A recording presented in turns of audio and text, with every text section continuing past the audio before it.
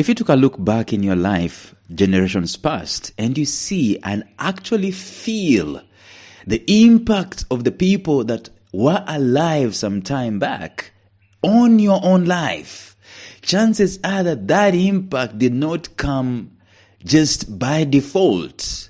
Otherwise, all of us will be feeling the impact of our fathers, the impact of our grandfathers, and the impact of our great-grandfathers. But that's how family is supposed to be like. Thinking generationally, from one generation to the next. Every time you sit back and you see any sort of impact, whether it's material impact, whether it's spiritual impact, whether it's values impact, whether it's a legacy, whether it's a name that is being imputed upon you from the generations past, it is because they were intentional about it. The question is, how prepared are we to do the same? What can be said about us, let's say 200 years from today? It all depends on how we live on a daily basis, but also depends on how we prepare for our 200, 300 years after we are gone. It sounds weird, I know, so stay tuned. Let's develop it.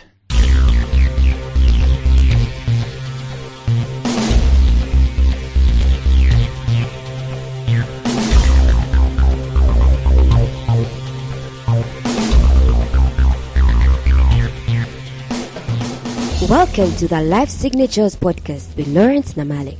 Lawrence is a life coach, author, and keynote speaker who loves to tackle different topics on purpose, productivity, and resilience. His mission in life is to awaken all your boundless possibilities available in you. Life Signatures podcast is dedicated to bring to reality every single person who knows that deep down in their gut, there's got to be more to life than this. And now, here is your host, Lawrence Namale.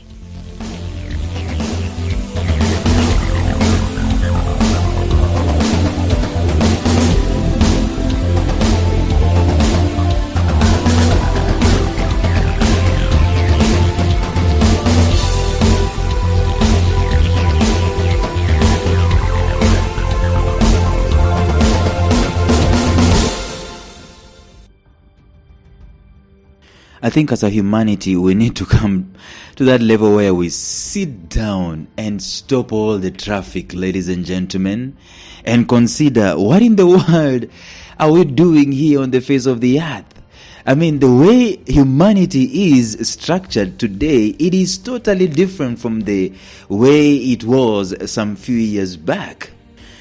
We are running helter-skelter from one place to another, seeking this, seeking that, trying to outsmart this one, trying to outsmart the other one. And our thoughts are not deep enough to be thinking about humanity.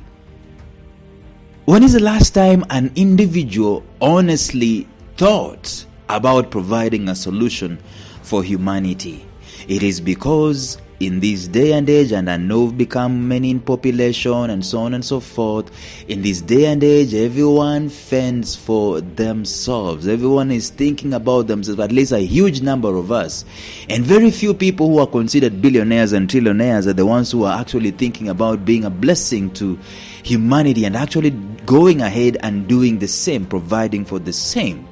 In yesterday's episode, we saw that at times this provision or the resources, they do come because we had the consciousness of thought about something. In other words, when you think about the third and the fourth generation, the consciousness comes to you, and chances are that you're better placed to have the resources to cater for them come to you than when you are not thinking about them, than when you are just coasting around in life about them. And we've been looking in this podcast about the importance of us thinking about the third and the fourth generation, thinking about your children and their children and their children after them. The first thing we saw, and I'm going to belabor this once again because it's important, the first thing that we saw is that when your grandfather has provided for you, it is incumbent upon you. You are released from the hassles and bustles of putting food on your table, clothes on your back, and school fees and all those things to focus on your potential, to focus actually on your purpose. As to why were you created? Why are you here on earth? And you are here on earth to be a solution provider, to impact, to influence, to make things to happen. That is the first reason as to why we need to be thinking generationally. We are releasing those guys who are coming after us to focus on their potential, to focus on their purpose. And I know at some point in time, our fending for ourselves and trying to put food on the table is also helping us in one way or another to kind of expand our potential a little. But when we start thinking purpose and when we start focusing on the potential itself, chances are that we have a greater capacity of impacting and influencing our worlds than when we're just fending for ourselves. The first thing. The second thing we saw is that when we are focused on the third and the fourth generation, the passion with which we show up in life is totally different from when we're just fending for ourselves. So it's easy to be clicking around and, watching one series after another, watching programs on TV and so on, because the responsibility you have is just on yourself. And you're okay feeling lazy, you're okay, not trying to stretch and so on. But if you know that there's a responsibility upon your life for the third and the fourth generation, the time you wake up is totally different from the time someone else wakes up. The responsibility and the passion is greater when you're thinking greater. A greater vision calls for greater responsibility. It calls for greater passion than a small responsibility.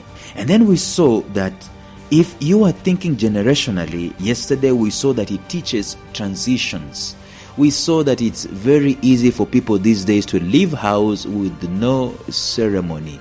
Just leaving your daddy's house, leaving your mama's house, and you're gone on you're on your own.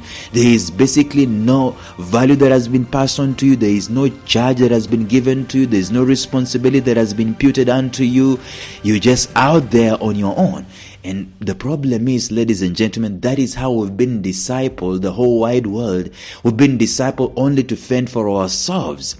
And we do not know how to pass on data. We do not know how to pass on responsibility to the next generations, because we haven't even thought about them. We haven't sat down to consider what we want them to experience, to consider giving them a head start, to consider making ways for them and releasing them so that they can be able to concentrate on their vision and their purposes in life. And that's why we end up just fending for ourselves. We don't transition well. We don't teach transitions very well. We don't have these awesome rites of passage. Today in the podcast, it's a very simple thing. If we are going to think generationally, then chances are that we're going to teach legacy. We're going to be taught how to leave a legacy. People normally are so hell-bent on legacies that I want to be remembered like this, I want to be remembered like that. And probably maybe people don't think about legacy anymore. People normally think about their day of death. I see people making a big hassle about where they're going to be buried, where they're going to, who is going to have what and so on. Listen, the day on the place where you're going to be buried is no big deal. It is what you are going to leave behind in people and for people that matters. And I know it sounds like a huge responsibility. Probably right now, even as you're listening to me, you don't have very many things going on for you. And I'm here telling you about the third and the fourth generation.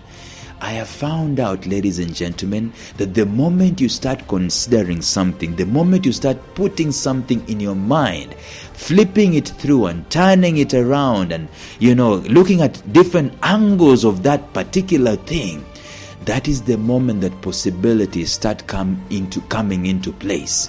When it comes to legacy, you cannot be bogged down by what legacy am I going to leave and so on and so forth. You can only be bothered by what responsibility you have for the third and the fourth generation. That is going to help you to leave a legacy. And the different ways of leaving a legacy for your generation. You can leave a legacy materially. You can leave a legacy in terms of attitude. You can leave a legacy in terms of values. You can leave a legacy in terms of focus.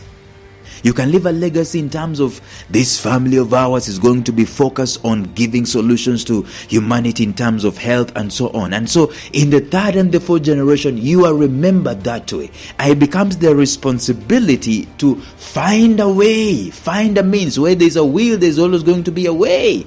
So when we are leaving a will behind, what kind of will do we leave? We normally say, okay, my mansion, I am living to this.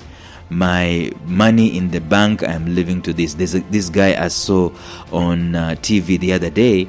He's a billionaire, and he was saying, I'm going to die broke because my employees are catered for, my children are catered for, they have a lot of money, and so on and so forth, but I'm going to die broke. I would love to see the will of that man. If his will is, like this guy called Alfred Nobel, I think, the Nobel Peace Awards, they come as a result of one man who had a will. And his will was not necessarily about, money and so on. His will was about peace. And let me tell you, every single year, someone is being awarded a Nobel Peace Award because of someone's will. He set aside a will, and this guy, he did not just do it for family, he did it for the whole of humanity. That's what you call a legacy. Okay, someone might say he had some money. Okay, of course he had some money, but look at the thought behind the will he had. It wasn't just about money, it was about kindness, it was about peace, it was about positive contribution into society. And that's the same thing. We can have this consciousness in our minds to direct our families to follow a particular path. I can say, my family, everyone who comes after me, I want you people to focus on education. Make sure that the girl child is educated. That's one way of looking at it, depending on how I have seen the world develop. So when my grandkids are actually being blessed beyond measure, they put their focus, they put their effort, they put their monies, they put their resources on the trust fund for the girl child. That's how we're thinking for them. That's how we have already prepared a way and made a way for them, made a direction for them, provided a direction for them. I believe we are here on earth right now to provide direction for the next generations. And we can start thinking this way. A generational plan will obviously teach you to focus on others. A small vision teaches you on how to focus on yourself. But a big vision teaches you how to focus on your family. However, we are talking about a huge generational vision which will now teach you on how to focus on humanity. I believe we live this world for the sake of humanity. We are human beings who are supposed to focus on other human beings and not just on ourselves. We're supposed to expand our capacity, grow our capacity so much so that we are going to thinking about humanity. And it is a possibility. The potential is in there with us. The reason as to why many people do not think of others or making an impact and leaving a legacy is because they have small vision. They have small visions. They're thinking small. So can we dare today to start thinking about the third and the fourth generations that are going to come after us in terms of legacy? If we start thinking that big, that's the shortcut of you having a legacy. Having a legacy is not a constituent of thinking, what am I going to leave behind? What am I going to leave behind? And how am I going to be remembered? It is about thinking to be someone who contributes to the third and the fourth generation. That way, the legacy is going to take care of itself. Well, until tomorrow, let's keep thinking third and fourth generation. Bye-bye.